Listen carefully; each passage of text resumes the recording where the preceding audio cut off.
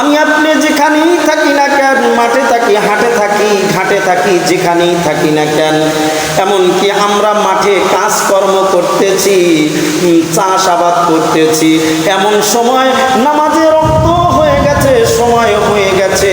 এমন সময় তোমার কাদের উপর যে গামছাটা আছে ওই গামছাটা বিছাইয়া পাক ও পবিত্র হইয়া যাই নামাজ বানাইয়া তুমি আল্লাহর কদমে সেজদা দাও রে বান্দা,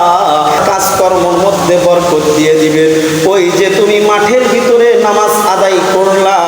আল্লাহ তাআলা এত খুশি হবেন, এত খুশি হবেন, তোমার কাজের মধ্যে বরকত দিয়া দিবেন।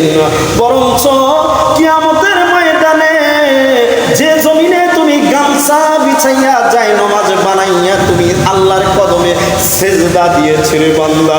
কিয়ামতের ময়দানে ওই জমিনটা তোমার জন্য সাক্ষী হয়ে যাবে। আল্লাহ তাআলা বলেন ইয়াউমাইদিন তুহাদ্দিসু আখবারাহা,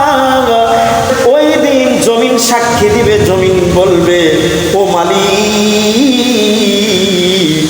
তোমার বান্দা মাঠের ভিতরে কাজ করতেছিল, নামাজের সময় হয়ে গেছে, তোমার কদমে সিজদা দেওয়া বান্দা খুব মজা পায়, এই জন্য কাঁধ থেকে গামছাটা বিছাইয়া এই জমিনের মধ্যে এই জায়গায়তে সিজদা দিয়েছে তোমার কদমে, ওই বান্দার জন্য সুপারিশ করবে জমিন। এই জন্য আল্লাহ নবী সাল্লাল্লাহু আলাইহি ওয়াসাল্লাম বলেন এই দুনিয়াটা, পুরা দুনিয়াটা, দুনিয়ার জমিনটা আল্লাহ তাআলা